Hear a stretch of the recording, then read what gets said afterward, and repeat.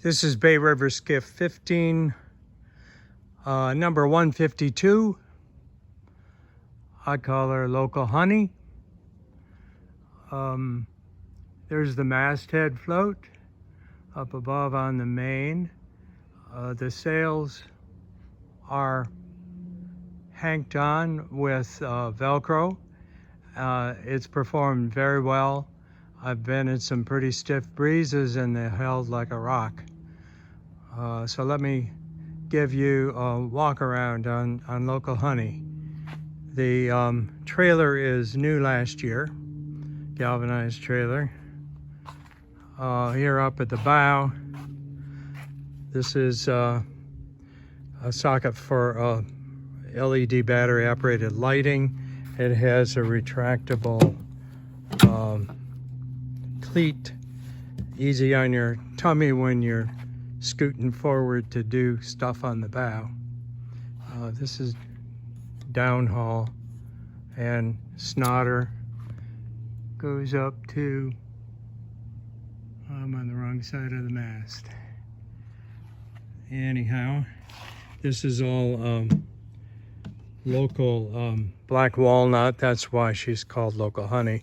Black walnut, and the deadwood, the keel batten, and other painted wood is local white oak. But this is all black walnut.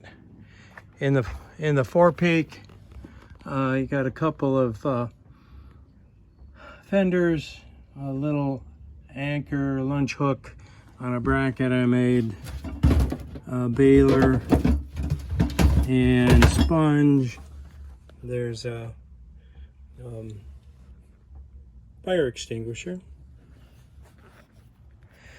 What's unique about this boat is it's got a weighted centerboard, which is like the Corsound Mark III's, and so in the bottom end of the centerboard there's a 17-pound weight, and what that does is it cleans this deck off. I have a panel in here that I lay in here for my first mate when she's sailing with me, and she takes a yoga mat, and she says it's the best boat we ever had. On this side is the actuation gear. It's a 4-to-1 cascade system. Comes back to a conventional cleat, jam cleat under the middle seat. These are the main sheet controls. I like these. I've had a couple of different systems, and I like this one the best. Oars are stored against the sides to make for more foot room in here. The forward half of the seat tank, each side has a Armstrong hatch. They work very well. There's a bulkhead here in each seat tank, and from here aft we have these accessible water airtight hatches, and they're sealed all around. Don't take on any water. Here are the lighting fixtures that get rarely used. The latches for the seats are locking, and I keep a little padlock on either side just in case you want to secure the boat overnight somewhere. You just do that and put the padlock through, and it keeps your electronics your own, hopefully. This is the conventional system for the mizzen. I got a little bit of a mess here. Let me fix this up. That's the throwable. But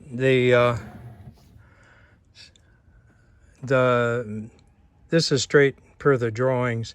And it's a continuous line, comes up to the mizzen clew, and it just clips on and off. I like Ronstand orbit blocks. I use them quite a bit. Here's some more. All of this attaches very quickly, as you probably saw on the rigging video. Oh, this is just part of the trailering gear.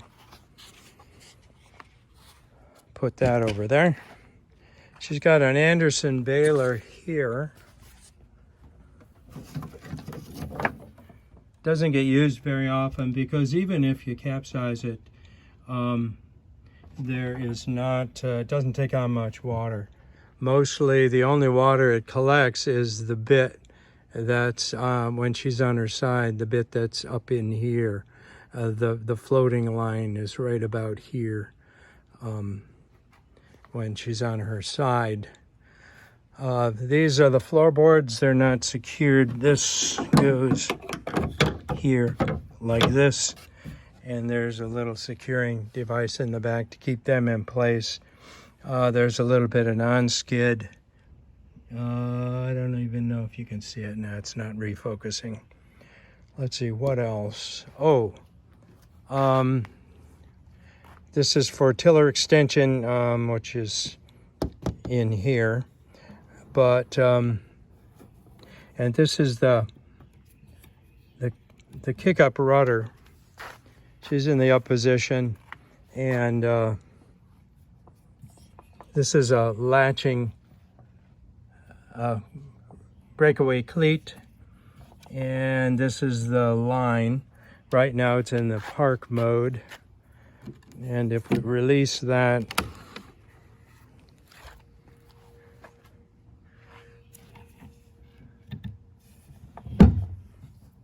that's for sailing, and I usually give it a flip so it doesn't come undone. This system is a tiller. I'm going to go around to the other side. This I saw, if you like camp cruising, this is a Roger Barnes thing I got from his videos. And with this released, there's no tension on the system here, and this flows freely back and forth. You can see it going through there, but if you want a little resistance, you can just put a little tension in it and it'll hold it a little bit. If you really want to lock it down, you give it more. And so it's infinitely adjustable. I could have gone with lighter line. Here's thinner line, but this is what I had on hand. Works quite nicely. It's detachable completely. I really like that system. What else? There's one. Oh, this is the attachment for the I'll call it the tail light. This I love. This is a Garlock Easy N boarding ladder.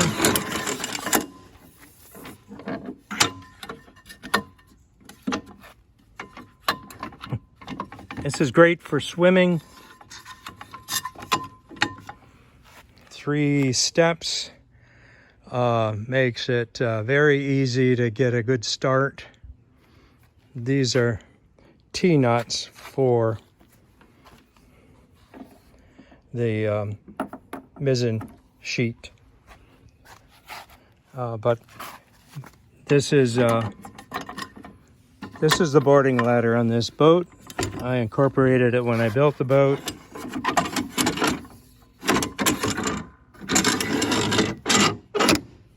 That's it.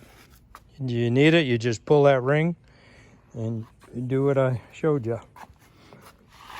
These, here and here, here and here, these are sacrificial plates. The outboard motor goes here when you're sailing, If you're motoring, you can put the outboard here. When I built the boat, I took Graham seriously. He said the boat had a 15 horsepower maximum. You go over there. So what I did, I put in a very beefy knee, transom knee. So it can take, indeed, a 15 horsepower motor. I've never done it. The 2.5 works great. But these sacrificial plates keep the transom from getting chewed up. We got all this beautiful walnut here that if you've ever cranked down an outboard motor on a transom, you know it gets all chewed up. And this is just a 3mm Okumi. You get a little bit of scrap 3mm and make a new one. I think that's about it.